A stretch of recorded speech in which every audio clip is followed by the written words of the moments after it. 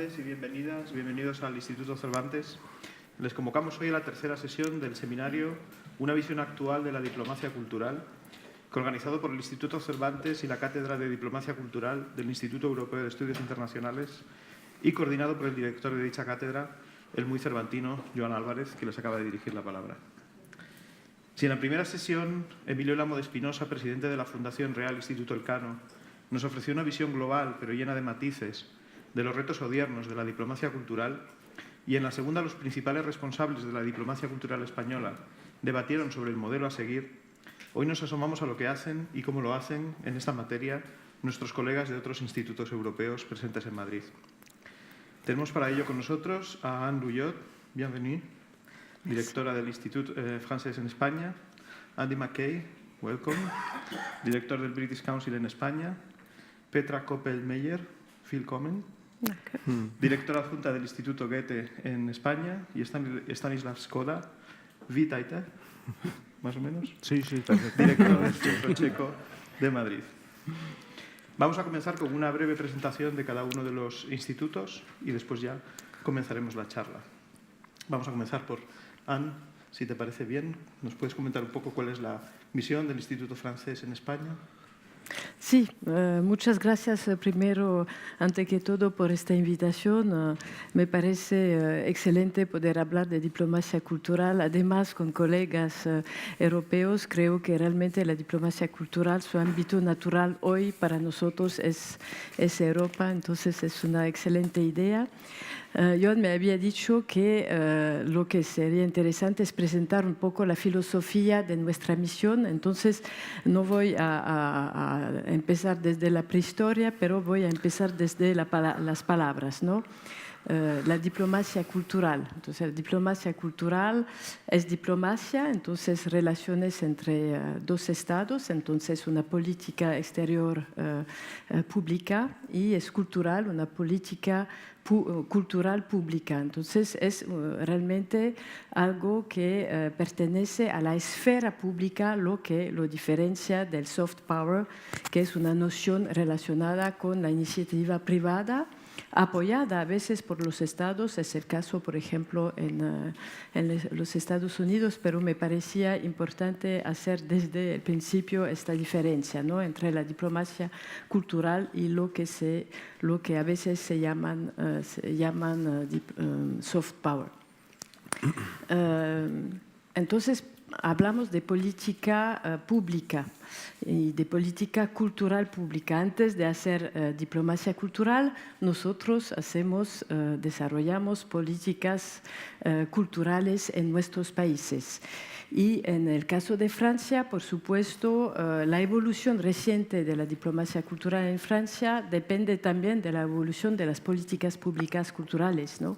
Francia tuvo una ventaja que se volvió un peso, es que tenía una cultura muy conocida, un poco imponente, pero que finalmente esta política cultural solamente centrada en el patrimonio, en la herencia, ¿no?, finalmente se volvió un peso para desarrollar, para tener algo más vivo, más conectado con las contradicciones de la sociedad. Hoy en Francia se desarrollan las políticas culturales en torno a la noción de multiculturalidad. Esto significa la presencia de varias culturas en un mismo territorio, lo que no era evidente, que era más el caso, ¿no?, en el Reino Unido, por ejemplo, pero en Francia era la cultura republicana, no una cultura.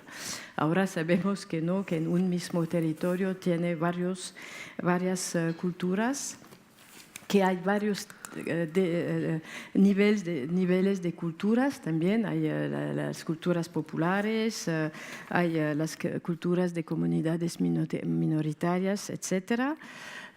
Hay también la multiculturalidad, significa también quedar muy atentos a no dejar la uniformización cultural empobrecer, ¿no?, las culturas en el territorio de nuestro país. Y finalmente, y esto para mí es muy importante, la cultura es, claro, un producto, ¿no? Un producto, una herencia, un producto, pero es también una relación. Entonces, esto insisto mucho sobre esta definición. La cultura, antes de ser un producto, es una relación. Es importante después para definir la diplomacia cultural. A nivel internacional, entonces, la base para nuestra misión son estas políticas culturales que pasan de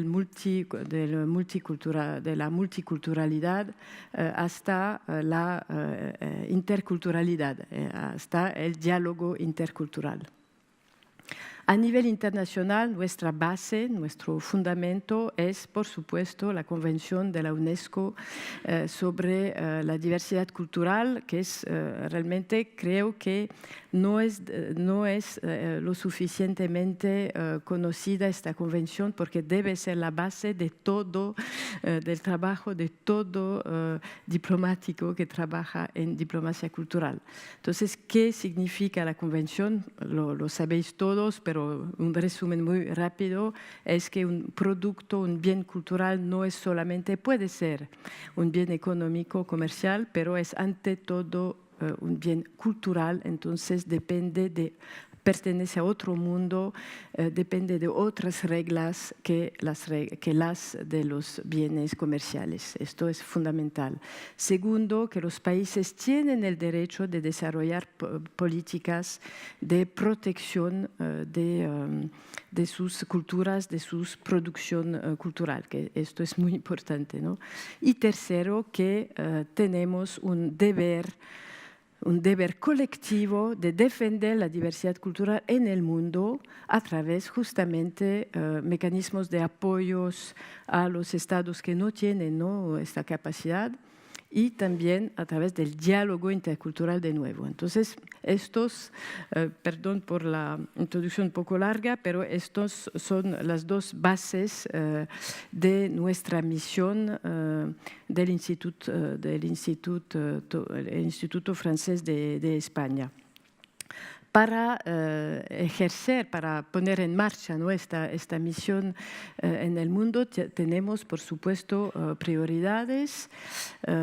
Tenemos una herramienta, primero, es el Instituto Francés de España, que es como la agencia cultural de Francia, que desarrolla entonces misiones en el campo artístico, en el campo de la lengua, en el campo de las ideas, ¿no? La cuestión del debate de ideas es algo cada vez más importante. Tenemos también otras instituciones que apoyan nuestro trabajo, por ejemplo, las alianzas francesas. Por ejemplo, aquí en España tenemos 6 institutos franceses y 21 alianzas francesas. Y tenemos los liceos franceses en todo el mundo. Por ejemplo, en España, 22 liceos franceses. Entonces, estas son las herramientas. En todo el mundo son 98 institutos franceses y 386 alianzas francesas y 26 centros de investigación. Son 2.000 personas, ¿no?, en el mundo. Entonces, ¿cómo este dispositivo desarrolla su misión? La metodología, ¿no? Estamos pasando de una lógica de difusión, ¿no?, presentar este espectáculo que representa el símbolo de la cultura francesa. Esto era un modelo un poco más antiguo, ¿no? Pasamos a un sistema de colaboración sistemática, co-creaciones de eventos o de proyectos. Esto es muy importante, el aspecto colaborativo, la co-construcción de proyectos. Los campos prioritarios para nuestra misión son la cooperación educativa, ¿no?, en particular la enseñanza del francés, pero no solamente. Por ejemplo, para nosotros es muy importante la cooperación en el campo de la enseñanza profesional, que nos parece también un elemento muy importante para poder aproximar a las sociedades. y, por supuesto, la cooperación universitaria, pero que se desarrolla con mucha naturalidad, no hace falta tanto apoyo, ¿no? La segunda prioridad es el debate de ideas, especialmente en un mundo muy dividido. Nos parece que debemos discutir, dialogar, hablar, intercambiar ideas, reflexionar sobre nuestras contradicciones. Esto es absolutamente esencial en el mundo de hoy. Y finalmente, en el campo cultural, nuestra prioridad es la innovación, ¿no? El mercado digital, las nuevas maneras de producir, de intercambiar, de recibir también productos culturales. Entonces, ¿con quién trabajamos? ¿Cuáles son nuestras prioridades? Es siempre muy arriesgado hablar de prioridades geográficas, porque estamos en todos los continentes, pero por supuesto tenemos prioridades. Europa es la prioridad número 1, ¿no? Porque es el lugar donde debemos desarrollar a la vez el diálogo intercultural, porque tenemos mucha suerte, tenemos un continente, una Unión Europea con una gran diversidad cultural, y también trabajar juntos para desarrollar unas referencias culturales comunes. Y, por supuesto, y de hecho, por ejemplo, nuestra programación del Instituto Francés de España este año está dedicada a Europa, que nos parece un tema de importancia clave este año, ¿no? Y el segundo continente absolutamente prioritario para nosotros es África, porque en África hay mucho que proteger en el campo de la diversidad cultural. Y tenemos muchas misiones en África y tenemos también una presencia en otros continentes, pero para nosotros estos dos, ¿no? La francofonía, África y Europa son los más importantes. Pero ya me quedo aquí, puedo dar después más detalles sobre los distintos proyectos y programas. Muy bien, pues continuamos con Petra, si te parece bien. ¿Puedo ponerme aquí para ver la proyección? Tú tienes ¿Sí? el mandito, ¿verdad? Perdón. Creo que lo puedes hacer con el mando desde ahí. Eso está. Aquí no veo lo que tengo proyectado. Vale. Sí.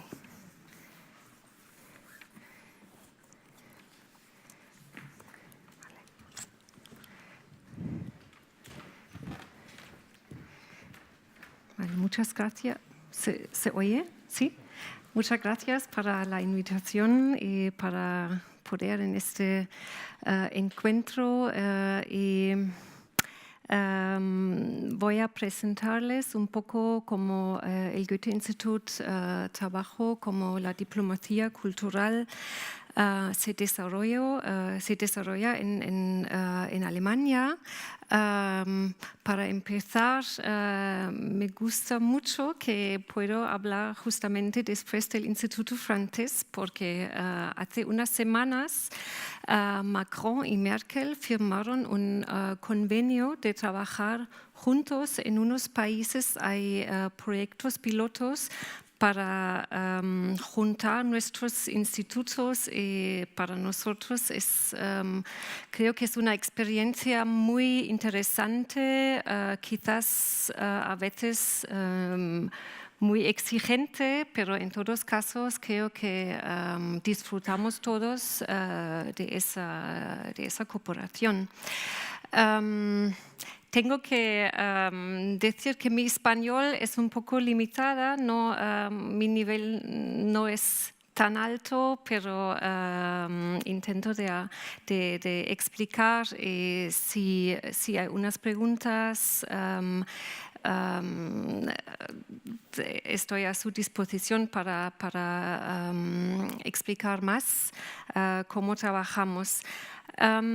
Las las ideas principales de cooperación, de diversidad, de mostrar la vida cultural en Alemania, en toda la diversión, creo que es muy, muy parecido con Francia.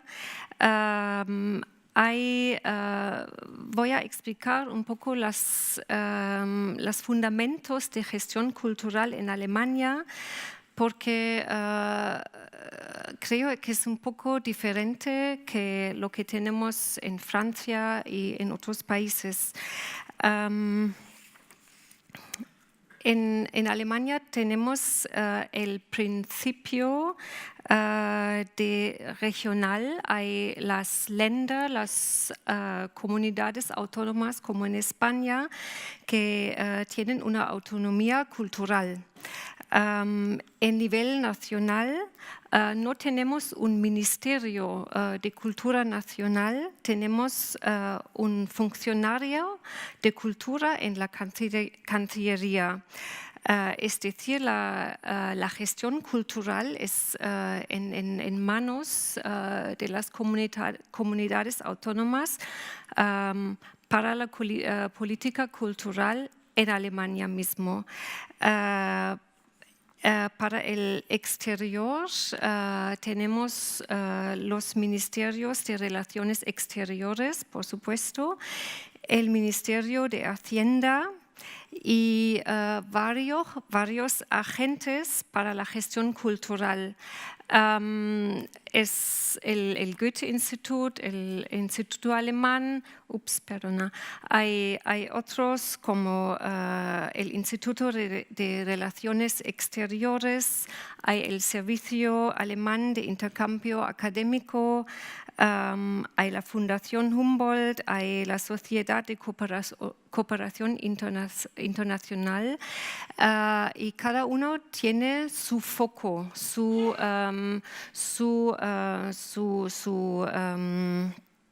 trabajo, por ejemplo, el Goethe-Institut para la difusión de la cultura y lengua alemana, el Servicio Alemán de Intercambio Académica tiene la tarea de difundir la cooperación universitaria para estudiantes, para profesores, y eso creo que de fuera a veces es un poco difícil de entender por qué tenemos tantas instituciones diferentes. Hay su historia en Alemania y hay también su historia que esas instituciones son independientes, son apoyados por el Ministerio de Asuntos Exteriores, pero no pertenecen al Ministerio. Y las relaciones exteriores, en las relaciones exteriores culturales es sobre todo el Goethe-Institut que tiene el papel más importante. En 1976 se firmó un convenio, el Ministerio deleguó ciertas tareas al Goethe-Institut y la institución es todavía políticamente independiente del gobierno y las tareas, por supuesto, que eran dado del Ministerio al Goethe-Institut están financiadas por parte del Ministerio. Esas tareas son la promoción del aprendizaje del alemán, la promoción de las relaciones culturales entre otros países y Alemania, y la información sobre Alemania.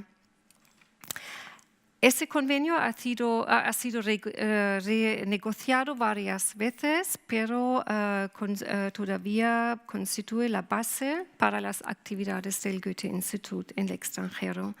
Así tenemos nuestro Leitbild, nuestro lema es Sprache, Idioma, Kultur, Cultura y Deutschland, Alemania. Las tareas, las más importantes son la promoción del alemán en el extranjero. Tenemos clases de alemán, tenemos exámenes, pero también como el Instituto Francés ofrecemos formación para profesores de alemán en el sistema educativo de nuestros países acogedores. Lo que es muy importante es la cooperación con instituciones locales. Hace 20, 30 años era más mostrar la cultura alemana en conciertos, en teatros, pero hoy es mucho más cooperación entre agentes de Alemania y locales. Y agentes de Alemania, es decir, no están siempre alemanes, pero viven, trabajan en Alemania.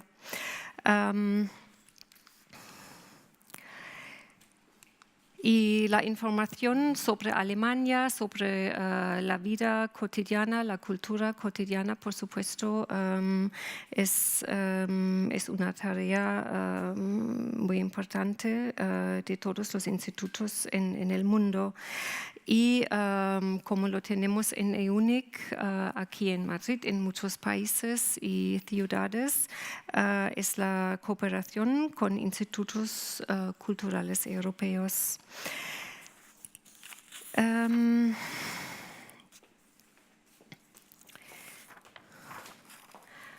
Les doy unas cifras. El presupuesto anual del Goethe-Institut son 3.063 millones de euros y la parte más grande es el presupuesto de parte del Ministerio de Asuntos Exteriores y el otro es un tercer de autofinanciación de nuestros cursos y exámenes. Tenemos aproximadamente 30.000 programas culturales cada año en todos nuestros institutos. Tenemos 159 institutos en 98 países. Aquí. Aproximadamente 2.062.000 estudiantes y 510.000 exámenes en el año anterior. Y tenemos ahora 3.500 empleados en todos los institutos del mundo.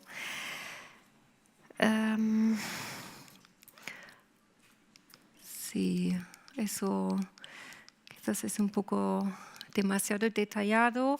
La historia en nuestra historia en España. Aquí en España Madrid es uno de los institutos más antiguos en el extranjero. Tenemos de momento el instituto aquí en Madrid, una sede en Barcelona y un instituto pequeño en San Sebastián. Y aquí en Madrid, en 2017, celebramos 60 años de presencia en España. Y por fin, unos proyectos que gestionamos con con el Instituto Cervantes en los años pasados eran los encuentros culturales hispano-alemanes y se entiende de los títulos cómo trabajamos. Por ejemplo, en 2002 eran las relaciones hispano-alemanes en el ámbito de la cultura y en el contexto europeo. En 2004, la cultura de la memoria. En 2007, migración. En 2010, arte y crisis. Y creo que esos títulos muestran muy bien cómo trabajamos, que son las temas y las cooperaciones. Y sí, por fin, nuestro compromiso en EUNIC. El Goethe-Institut es miembro fundador de EUNIC España en 2006. Y tuve la presidencia de EUNIC en 2008-2009. Y aquí en España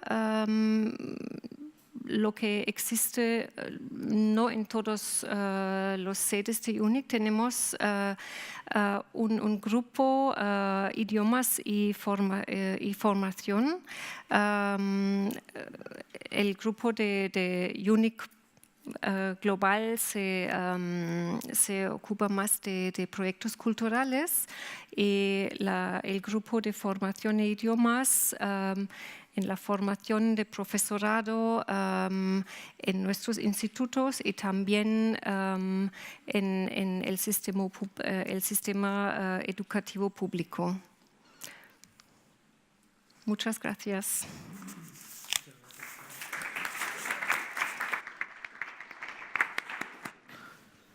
Pues, Andy, si nos quieres contar Gracias. algo del British Council. Sí. Buenas tardes y nuevamente agradezco la invitación para participar hoy. Y antes de nada, escuchando a mis colegas presentando, me gustaría enfatizar lo que dijo Anne sobre la cultura como relación, porque todos tenemos un modelo un poco distinto en nuestro trabajo, pero me parece un poco que el hilo conductor es la cultura como relación, como desarrollar y profundizar las relaciones entre las gentes de distintos países. Y eso es muy importante, es algo fundamental. Pero quiero empezar mirando un poco hacia atrás y preguntando, ¿por qué se creó el British Council? Los primeros años de la década de los 30 fueron una época de instabilidad global. La influencia de Gran Bretaña se debilitó debido a una depresión financiera global que redujo los niveles de vida, de empleo y de comercio. Y al mismo tiempo, las ideologías extremas estaban ganando terreno. Por eso nos fundaron en 1934 y en 1940 se nos otorgó una Carta Real, un documento formal emitido por el monarca. Y eso estableció nuestra misión como promover un conocimiento más amplio del Reino Unido y el idioma inglés en el extranjero, y desarrollar relaciones culturales más estrechas entre el Reino Unido y otros países. ¿Y cómo eso ha cambiado durante las décadas? Hoy vivimos en un mundo de incertidumbre política, de globalización, de movilidad, de noticias falsas, de pérdida del poder de gobiernos, de influencia de las corporaciones multinacionales y de la importancia del diálogo entre las personas. Entonces, podemos decir que no ha cambiado mucho en estas décadas, en el objetivo de las relaciones culturales. Y estamos viviendo un proceso de cambio constante, en el que es fundamental adaptarnos a la nueva realidad para no solo mantener los lazos ya existentes entre nuestras culturas, sino reforzarlos. Tenemos mucho que aprender los unos de los otros, y es la diversidad que nos hace fuerte. Es por eso que el British Council hoy en día trabaja en más de 100 países a nivel global, en los campos de las artes, la cultura, el idioma inglés, la educación y la sociedad civil. El año pasado llegamos a más de 75.000 personas directamente y alrededor de 800 millones de personas en general, incluso en línea, a través de transmisiones y publicaciones. Tenemos un estatus bastante complicado. Si digo que en inglés el nombre es un Non-Departmental Public Body, entenderáis que es algo un poco extraño. Pero lo importante es que, tanto como el Goethe, somos un organismo público. Y aunque recibimos una subvención del gobierno, esta subvención representa solamente el 17% del presupuesto global. Y aquí en el mundo desarrollado no recibimos ninguna subvención por nuestro trabajo. Entonces sobrevivimos de lo que ganamos o podemos ganar. La mayoría de nuestros ingresos provienen de la enseñanza de inglés, la administración de exámenes en extranjero y de asociaciones y contratos. Y es eso que nos permite promover los lazos culturales y la actividad más benéfica. Como el Goethe también somos operativamente independientes del gobierno del Reino Unido. Yo no soy diplomático ni de carrera ni de carácter. Y eso para nosotros es muy importante. Lo valoramos mucho. Esta posición de no tener que representar la posición y la política gubernamental, sino crear y fomentar el diálogo alrededor de lo que está pasando en el mundo. Y eso se representa también en nuestra programación. Nuestro trabajo en inglés apunta a brindar materiales de lenguaje de alta calidad a cada alumno y maestra que lo desee, de cualquier forma, dentro de nuestras clases o en la red o en nuestras charlas. Entonces hay una mezcla de actividades. Ofrecemos también más de 3 millones de exámenes del Reino Unido en todo el mundo al año y ayudamos a personas a obtener acceso a calificaciones para respaldar su carrera y sus perspectivas de estudio. Nuestro trabajo en educación y sociedad se enfoca en la transformación de los sistemas educativos nacionales, tanto en el Reino Unido como en los países en donde trabajamos. Entonces, tanto como el Goethe es este modelo de colaboración, de aprender el uno del otro, de aplicar los nuevos métodos, de innovar conjuntamente y de aprender los unos de los otros. Alentamos también a los estudiantes internacionales a estudiar en el Reino Unido y a los estudiantes británicos a experimentar la vida en el extranjero, algo que lamentablemente no resulta tan sencillo hoy en día en el Reino Unido. Y reunimos escuelas de todo el mundo para que jóvenes y profesores de diferentes países puedan aprender unos de otros. Nuestro trabajo en las artes involucra el mejor talento artístico británico y internacional.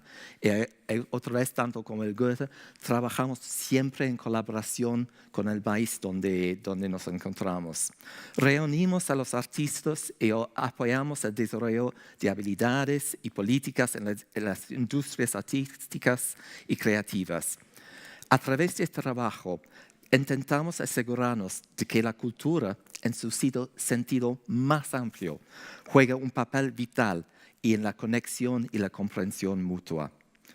De esa manera, el British Council crea vínculos entre las personas e instituciones del Reino Unido y las de todo el mundo, ayudando a crear confianza y sentar las bases de la prosperidad y la seguridad.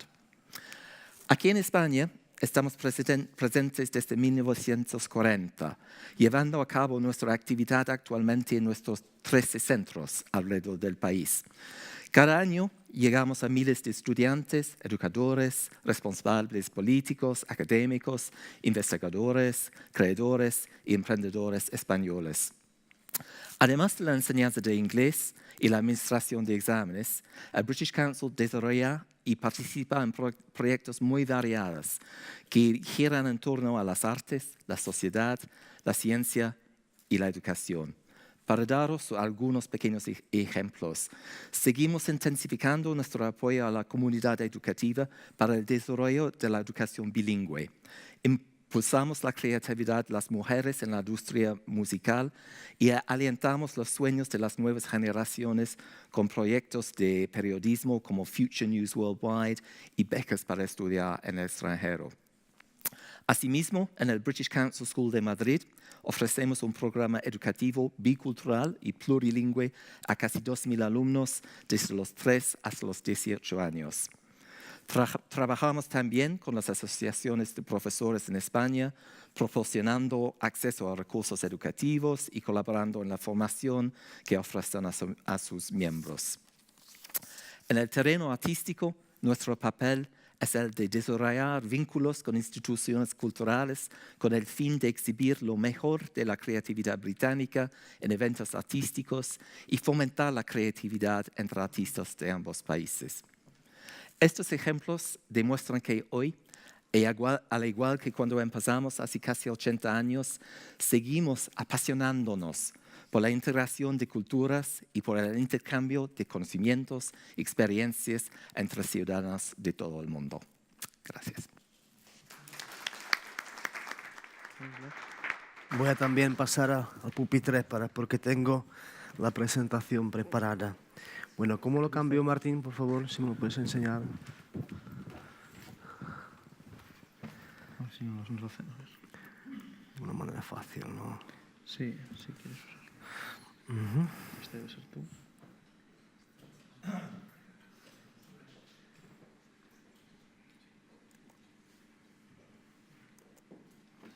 ¿Y cómo lo cambio aquí? Sí, con este es más fácil. Bueno, muchas gracias. Agradezco mucho al Instituto Cervantes por haberme invitado a esta sesión, por poder estar aquí entre los jefes de los 3 institutos más grandes extranjeros europeos en Madrid. Es un gran placer, un gran honor.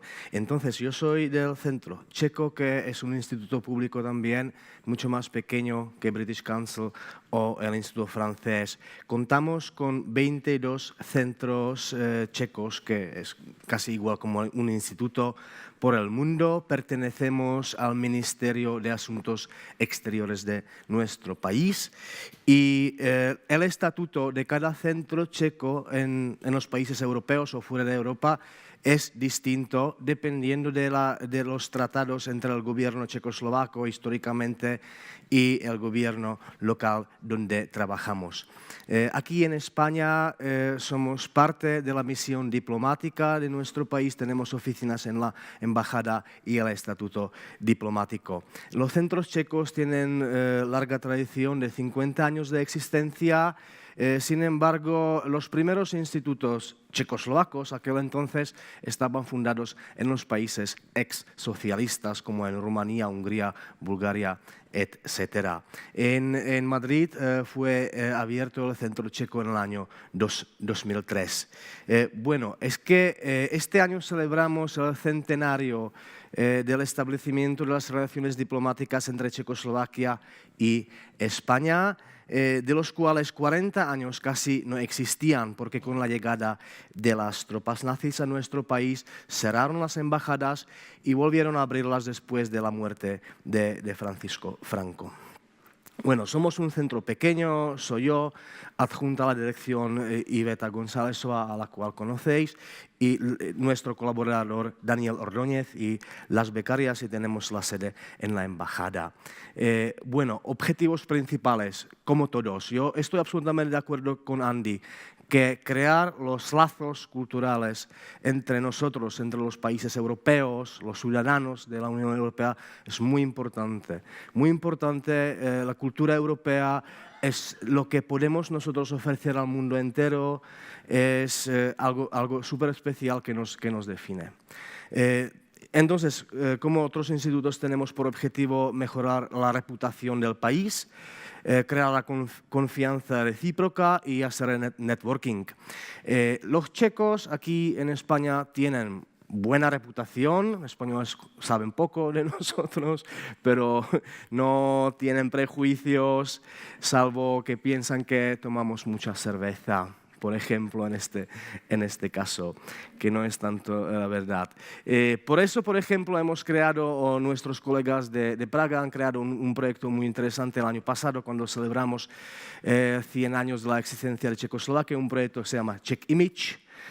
Colaboramos con el Instituto Europeo de Diseño, Floriana Petrosino está aquí con nosotros en el público, y convocamos un concurso para los estudiantes del diseño del Instituto Europeo de Diseño para que hacen unos carteles donde reflejan sus impresiones, su imaginación cuando se dice la República Checa.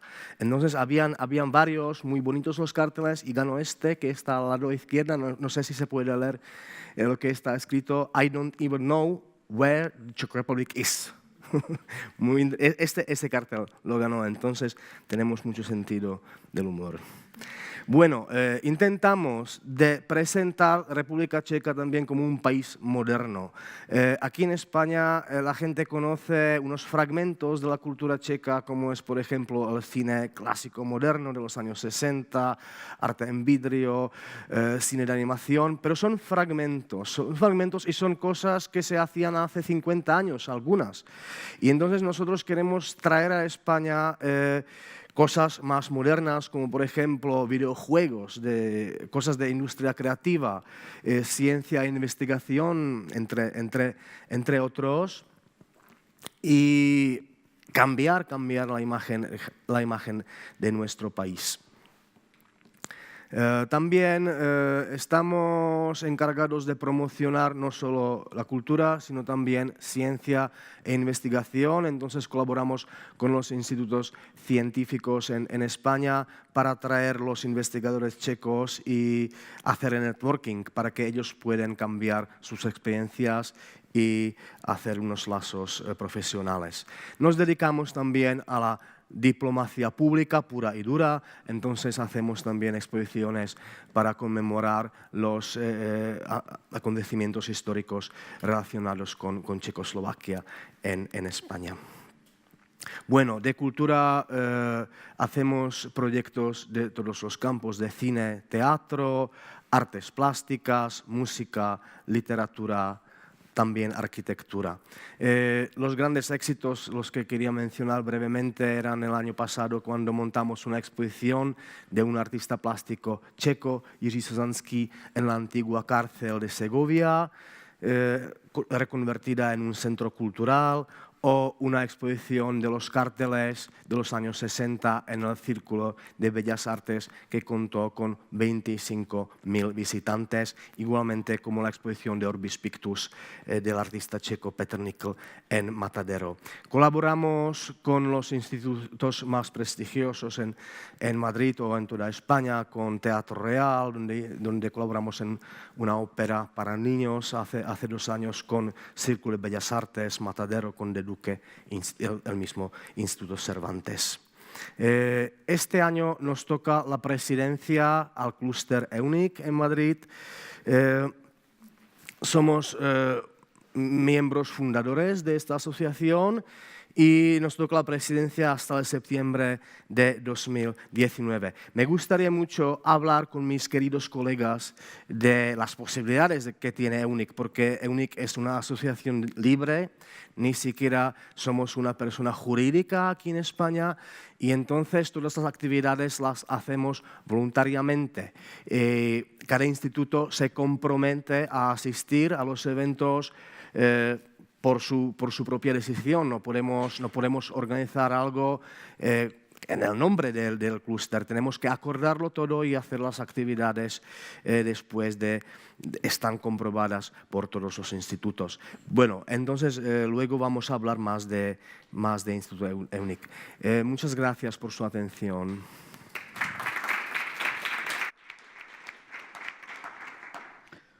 Bueno, pues para comenzar a charlar un poco, me gustaría tirar de algunos hilos que han ido surgiendo durante vuestras presentaciones. Casi el primero sería esta dualidad que hay entre la dependencia del Ministerio de Exteriores, por un lado, o la independencia en otros casos, ¿no? Me gustaría que nos contarais un poco, en el caso de la dependencia de los Ministerios de Exteriores, cuál es la correa de transmisión de las guías que se os pide que sigáis a la hora de establecer esta relación, esta diplomacia pública. Y en el caso de los institutos que son más independientes, ¿quién toma esas decisiones? ¿Quién decide cuáles son las guías de actuación, las vías de actuación, las líneas principales que se van a seguir en cada país? Si queréis, empezamos al revés ahora. Bueno, es que la situación nuestra, que dependemos del Ministerio de Asuntos Exteriores, es más como económica, porque nosotros no tenemos los cursos de idiomas y tenemos un presupuesto más pequeño, entonces es muy práctico formar parte de la embajada. Teóricamente, el Ministerio de Asuntos Exteriores no debería decirnos qué programa podemos hacer. Por suerte no lo hacen, entonces lo diseñamos nosotros el programa y lo aprueban en nuestra sede central en Praga, digamos. Yo siempre intento todos los centros checos intentan adaptar la programación a la demanda en el país donde funcionan, porque no pueden hacer cualquier cosa, tienen que contar con el público y ofrecer al público en el país donde trabajan lo que al público le interesa. Entonces yo siempre busco socios aquí en España con los cuales puedo desarrollar los proyectos. Y por suerte ni el Ministerio ni la Embajada se mete mucho dentro de esto. La única excepción es, por ejemplo, es la diplomacia pública, cuando ellos nos piden hacer una exposición para conmemorar un aniversario, digamos, y yo teóricamente podría no hacerlo, pero bueno, para tener buenas relaciones con la embajada intento de ayudarles y hacerlo como ellos lo desean. Bueno, en cambio con nosotros tenemos un patronato y es en el mismo patronato que se toman las decisiones estratégicas. No obstante, tenemos una relación muy estrecha con el gobierno. Es que coordinamos nuestra presencia a nivel global y si queremos abrir o cerrar en cualquier país a nivel mundial, tenemos que pedir el permiso del Ministerio de Relaciones Exteriores. Entonces hay cosas reservadas, pero de día a día el Foreign Office, el Ministerio de Relaciones Exteriores, tiene un representante dentro del patronato y ahí se coordina, pero es dentro del patronato que se toma. Como dijo antes, la independencia del Goethe-Institut es algo muy importante para nosotros, aunque como recibimos 65% de nuestro presupuesto del Ministerio de Asuntos Exteriores, claro, hay una relación muy estrecha. Cada 4 años se acordan las metas principales en las áreas donde trabajamos, como idioma, cultura, Europa, formación cultural, redes y también la gestión interior del Goethe-Institut. Y en esas áreas se acordan las metas principales, que son muy generales. Y cada región y cada instituto tiene que interpretar esas metas y adaptar según las exigencias, las realidades en los países. Bueno, en el caso de Francia, históricamente la diplomacia cultural ha sido muy estrechamente relacionada con la diplomacia tout court, como se dice en francés, ¿no? Pero hubo tentativas a principios de los años 2000 con el buen ejemplo del Goethe-Institut o del British Council de hacer una agencia independiente o un poco independiente, no tanto, pero con una relación un poco más distante con el gobierno. Entonces, de crear un instituto francés de París al cual estarían relacionados todos los institutos franceses en el mundo y los embajadores realmente fueron muy totalmente en contra, ¿no?, de esta decisión, porque en Francia la diplomacia cultural es algo realmente en el centro, ¿no?, de la diplomacia, y a los embajadores les parecía que iban a perder la mitad de sus de su poder y finalmente de sus herramientas, ¿no? Entonces finalmente el Instituto francés quedó un establecimiento público y totalmente dentro del ministerio. Yo soy diplomática, por ejemplo, de carrera. Esto no... En general, no impide que el instituto tenga su programación. Por supuesto, el director o la directora del instituto tiene que a veces proteger, ¿no?, la programación contra, por ejemplo, el primo de un embajador que es violinista, por ejemplo, o el nieto de otro que es jugador de tenis y quiere hacer una conferencia en el instituto. Entonces, bueno, hay que mantener una cierta independencia, pero esta historia es muy interesante porque muestra que en Francia la diplomacia cultural es algo realmente muy es en el centro, ¿no?, de la diplomacia pública. No suena esto de los primos tenistas. Han surgido dos palabras, solo en apariencia opuestas, multiculturalidad e interculturalidad. Yo creo que si en algo nos parecemos todos es que en todos nos creemos únicos, ¿no? Y una cosa de la que nosotros, como Cervantes, presumimos mucho es que tenemos un idioma que se habla en muchos países, cosa en la que no somos únicos, como se puede ver, y somos una cultura que representa muchas lenguas, en lo que tampoco somos únicos.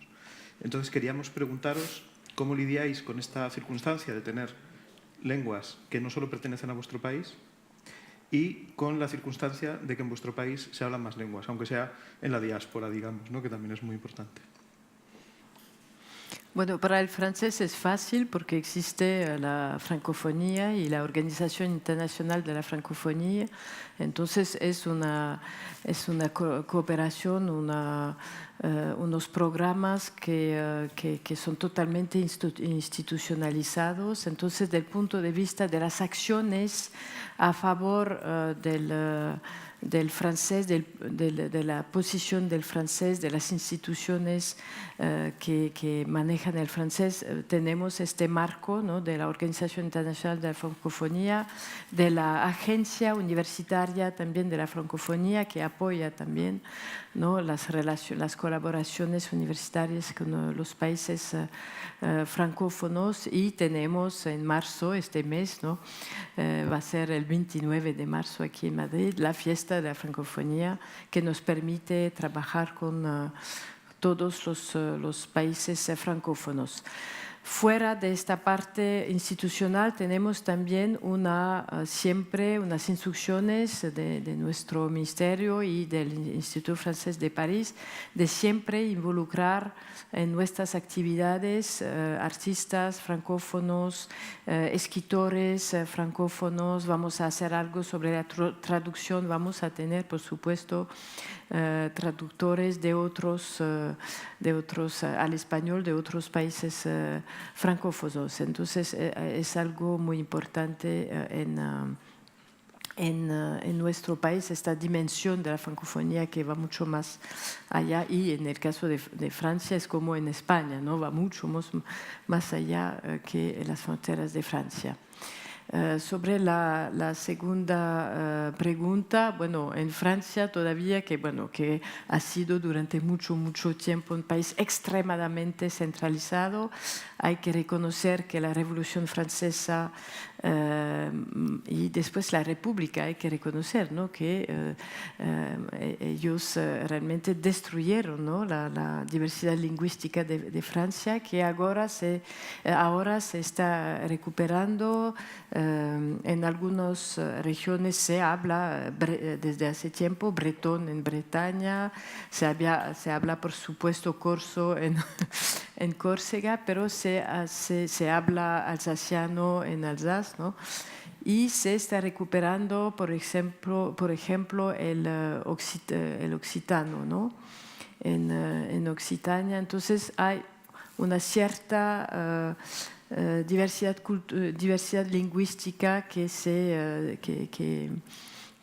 está recuperando en Francia, aunque no sea como España un país con lenguas cooficiales. No hay una sola lengua oficial que es el francés. Bueno, la situación en Alemania es un poco diferente. No existe una palabra como francofonía en alemán, no existe, porque no tenemos tanta difusión en el mundo del alemán. Lo que es importante para nosotros es que el alemán es la lengua materna más hablada en Europa. Eso es un raison d'être que nosotros destacamos para aprender el alemán en Europa. Es una lengua bastante importante. En tanto, la diversidad lingüística en Alemania no existen lenguas cooficiales.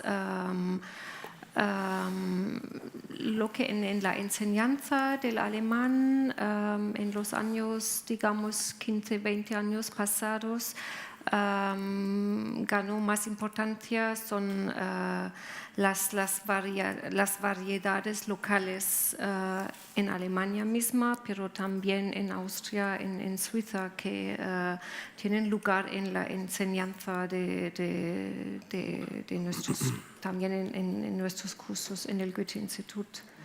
¿Y hay algún tipo de relación con Austria a la hora de elaborar programas comunes que tengan que ver con el alemán? En el nivel institucional tenemos una relación en exámenes. Tenemos un examen de B1, por ejemplo, que elaboramos juntos. En la enseñanza en cursos no, en exámenes sí. Muchas gracias. Andy. Bueno, habría que decir que tenemos una relación un poco complicada con nuestro idioma, ¿no? Porque hemos tenido mucha suerte que la demanda para el idioma inglés ha sido tan fuerte en las últimas décadas que hemos podido desarrollar en casi cualquier país una relación a través de la enseñanza del idioma en sí. Pero en cambio el inglés no nos pertenece. No es como en algunos otros países donde el idioma es parte de la cultura fundamental, porque el inglés se ha desarrollado tanto en tantos países, en tantas culturas distintas, que no se puede decir que existe un inglés. Entonces hay que reconocer que el inglés es un idioma global y que se va desarrollando, y nosotros somos un país donde se habla inglés y la mayoría habla inglés. Y con los demás idiomas es muy interesante porque últimamente, por ejemplo, hemos llevado a cabo un proyecto en Argentina con los galeses, porque en los últimos años del siglo anterior, del XIX, se fueron muchos galeses a Argentina por falta de trabajo en Gales, básicamente. Y ahí han preservado comunidades de habla galesa. Y en una época había más gente hablando galés en Argentina que en partes de Gales en sí. Entonces hemos llevado a cabo este proyecto para poder intercambiar la experiencia lingüística entre los habladores argentinos de Gales y los habladores de Gales en Gales en sí. Entonces resultó muy interesante. Y además en Gran Bretaña hoy en día, como en los demás países, tenemos tantos idiomas, ¿no? En Londres se habla más idiomas que como cualquier ciudad del mundo. Entonces hay que ir cambiando la estructura y las políticas a cada vez para acomodar a esta realidad. Bueno, yo no puedo decir lo mismo como Petra, que mi idioma fuera un idioma bastante importante. Checo es un idioma de solo 10 millones de habitantes. Difundir el idioma o la enseñanza en checo en España es muy difícil porque anteriormente no había muchos lazos en el campo de educación, entonces solamente existe un lectorado del idioma checo en la Universidad de Granada. Y luego en otras universidades, como por ejemplo Complutense o Santiago de Compostela, hay cursos del checo. Ni siquiera nosotros organizamos nuestros cursos propios por la falta del interés, digamos. Bueno, en cuanto a la promoción o otros idiomas que se hablan en Chequia, es que actualmente en Chequia se habla solamente checo, hay unas diásporas muy pequeñas de los polacos en el norte, o eslovacos, digamos. Sin embargo, anteriormente, históricamente, Chequia era un país bilingüe, checo-alemán, entonces hay una larga tradición de la cultura alemana, o austríaca, o checo-austriaco-alemana en nuestro país. Entonces yo a veces estoy robando los temas a mis queridos colegas del Instituto Goethe o del Instituto Austríaco, porque, por ejemplo, los españoles piensan o están convencidos de que Kafka era un escritor checo. Lo era, nació en Chequia, pero, por ejemplo, en su familia hablaba solo alemán. Kafka era la primera generación que aprendió a hablar también el checo, a pesar de que escribía todos sus libros en alemán. Pero bueno, organizamos con Foro Austríaco eventos relacionados con la obra de Franz Kafka y con otros escritores de idioma alemán que vivían tradicionalmente en Praga o en otros países, en otras partes de Chequia, como Meyrink o Peruč u otros. Entonces, colaboramos y nos gusta mucho promocionar la literatura en alemán escrita en Chequia. Voy a ver si ya es hora de hablar de UNIC. Sí. De UNIC. Vamos a hablar de UNIC. Quería hacer una pregunta sobre UNIC, a ver qué opináis en una doble vertiente, ¿no? Por un lado, UNIC no solo es un foro de debate sobre asuntos que nos preocupan a todos, sino que hace actividad también, ¿no? Hace actividad cultural en los diferentes clústeres. Entonces, quería preguntaros, por un lado, ¿cómo convive la defensa de una cultura o de unos valores europeos, digamos, ¿no? Dentro de esa programación conjunta de UNIC? ¿Quién decide cuáles son esos valores comunes europeos y cuál es el peso de cada país dentro de estas decisiones? ¿Y cómo cada instituto hace convivir esa defensa de los valores europeos o de la cultura europea con su propia cultura? ¿En qué manera hay que diferenciar la propia cultura de la europea para distinguirla? No sé si me explico bien el matiz que quiero que me contéis. ¿Anne? Bueno, en nuestro caso pensamos que es muy importante el clúster de UNIC. Quisiéramos que participe más, de hecho, en nuestra temporada, ¿no? Como lo dije, nosotros, el Instituto Francés de España, cada año tiene una programación temática y este año hemos decidido dedicarla a Europa. Entonces, para que fuera realmente europea y no solamente Francia hablando de Europa, porque no tenemos más derecho de hablar de Europa que cualquier otro miembro, por supuesto. Entonces lo que hacemos fue hablar con los demás institutos para saber en qué proyectos quieren participar. Por ejemplo, en el proyecto sobre traducción vamos a tener una cooperación con Rumanía. En la Noche de las Ideas, el 31 de enero, que era el tema era Europa frente al presente. Tuvimos participantes, el embajador de Alemania, ¿no?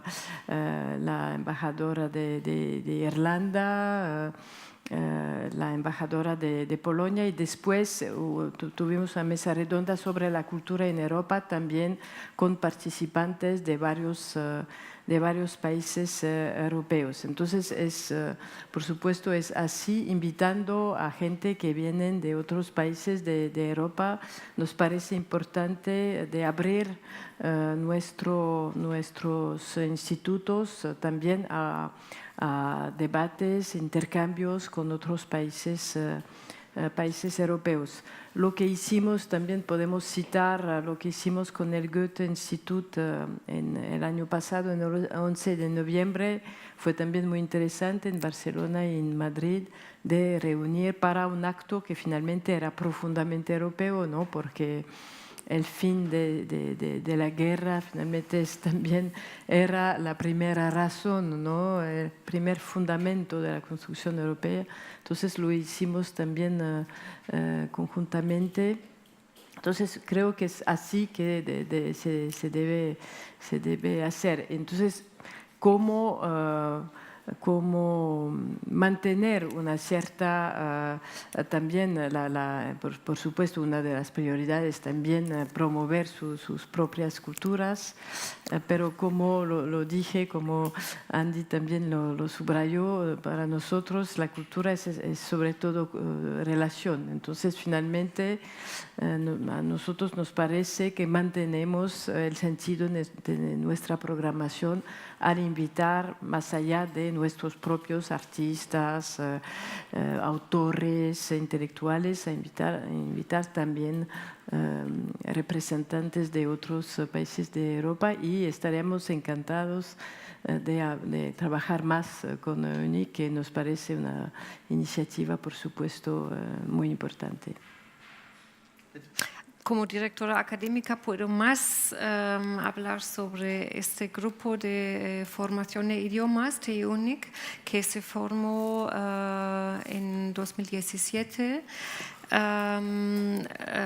Nos reunimos cada unos de 2-3 meses y por supuesto en ese área de idiomas las preguntas, los temas son muy parecidos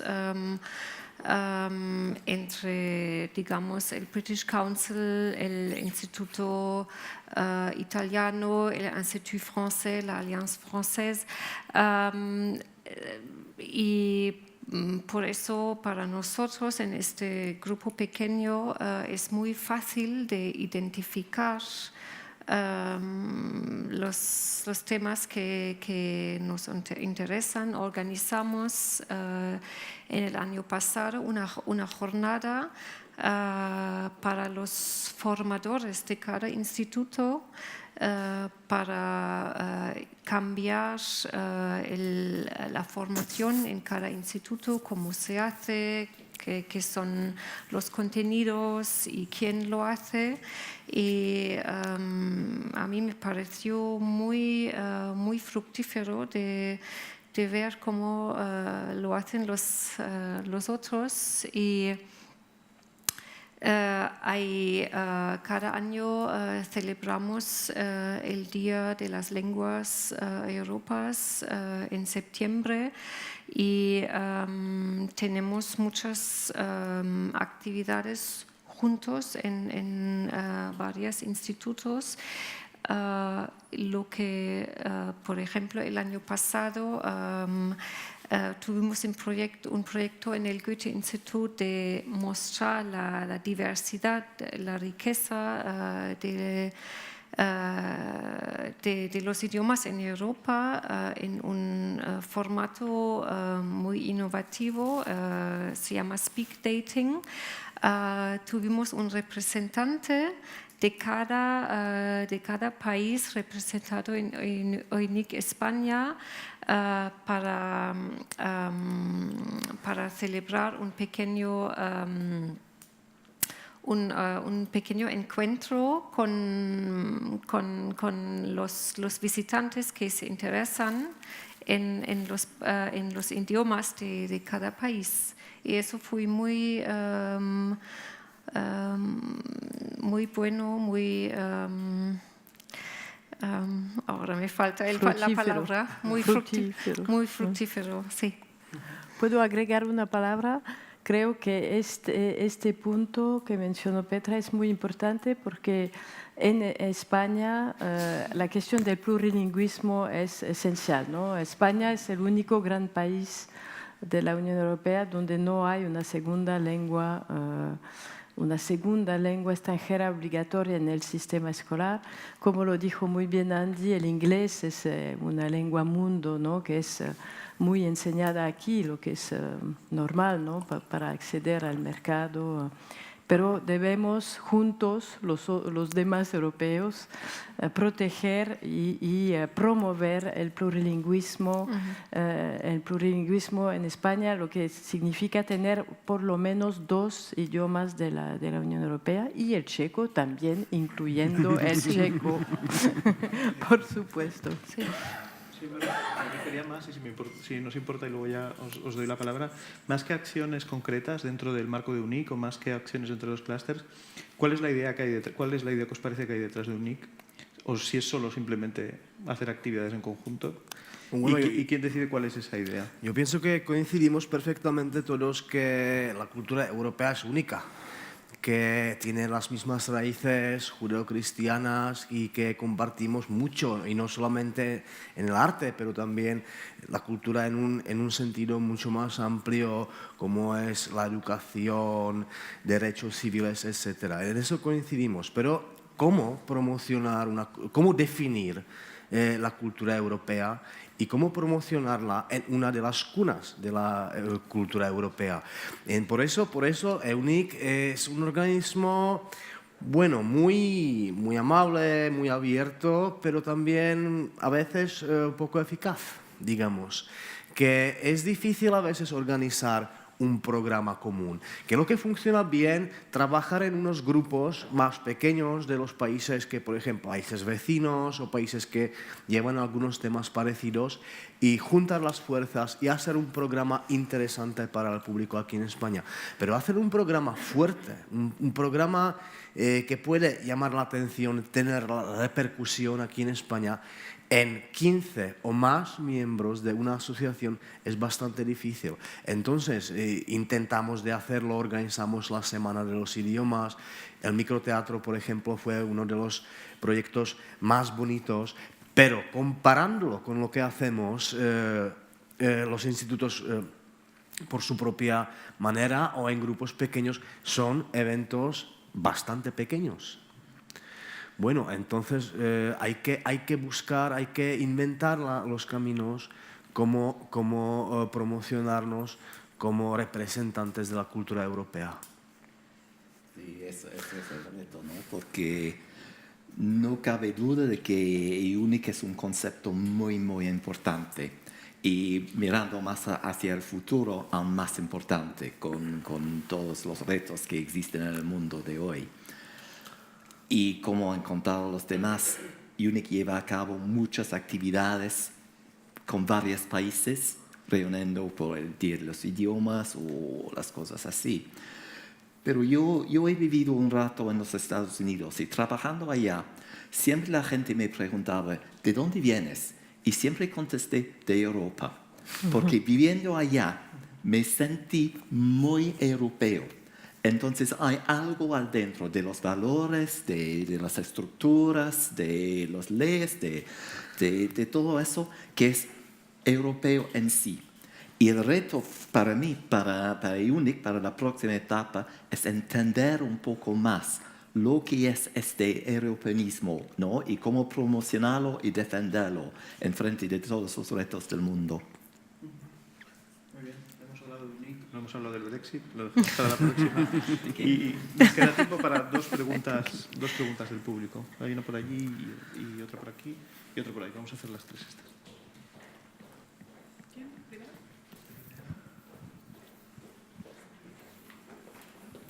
Sí, que hay. Buenas tardes. Soy Gonzalo Carmona, me dedico a la diplomacia cultural.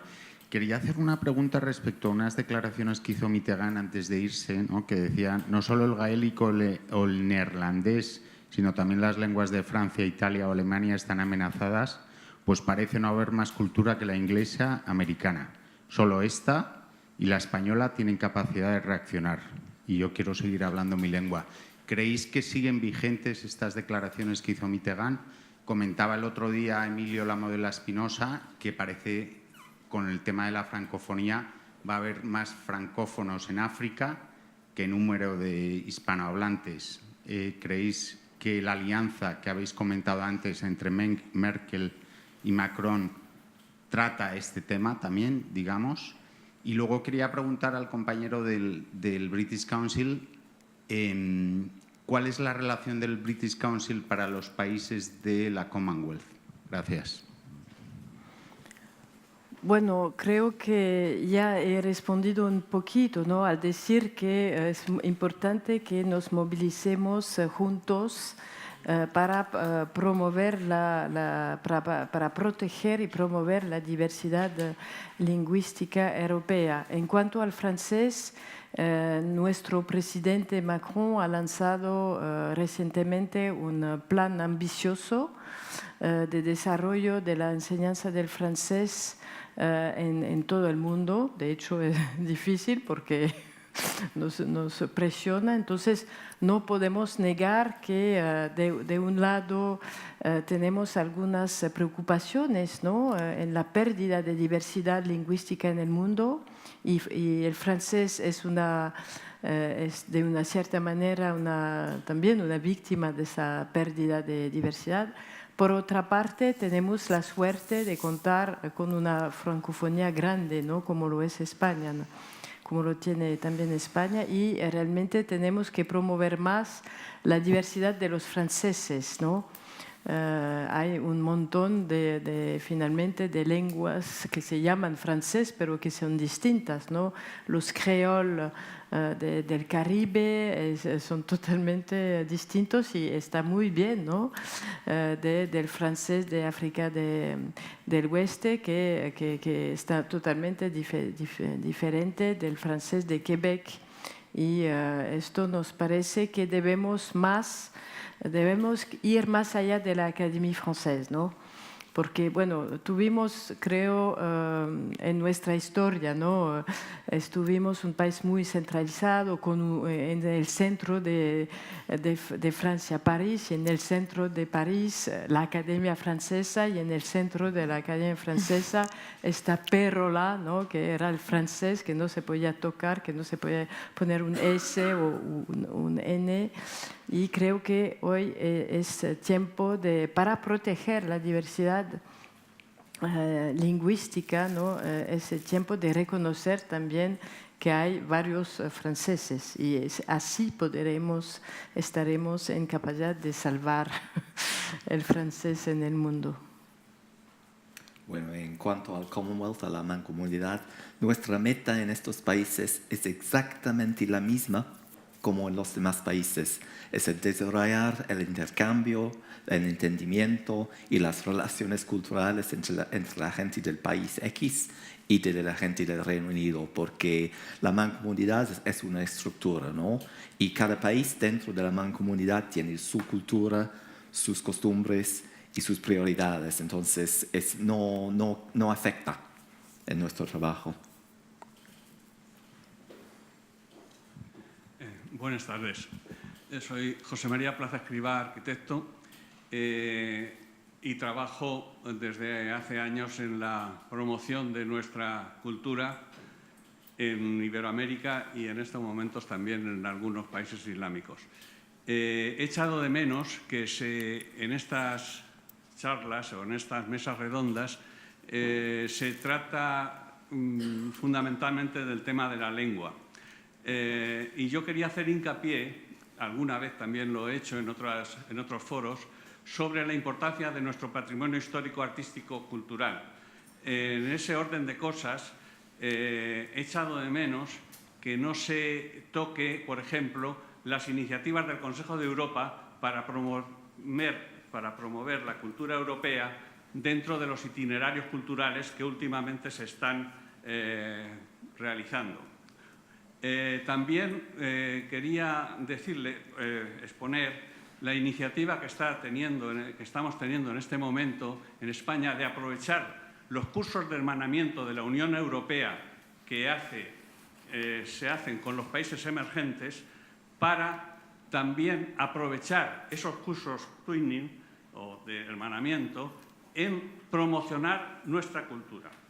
En definitiva, se trata de aprovechar todas las sinergias que tal vez echo en falta en todos estos institutos que no se tienen en cuenta. No se tienen en cuenta, como he dicho, los patrimonios de la humanidad de la UNESCO, de promocionarlos, que existen de Europa. No se tienen en cuenta los itinerarios culturales, no se tienen en cuenta los cursos de hermanamiento para promocionar nuestra cultura europea. Nada más. No sé si estáis de acuerdo, aunque no se tiene en cuenta.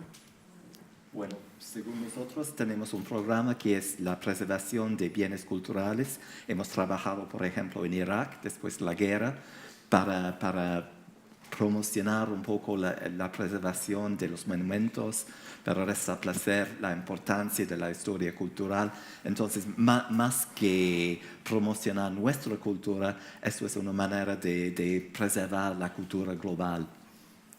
Sí, yo iba a responder lo mismo. Tenemos también un departamento de los bienes mundiales y también trabajamos en este sentido, nos parece muy importante. Tenemos también proyectos, por ejemplo, en el marco de cooperaciones transfronterizas.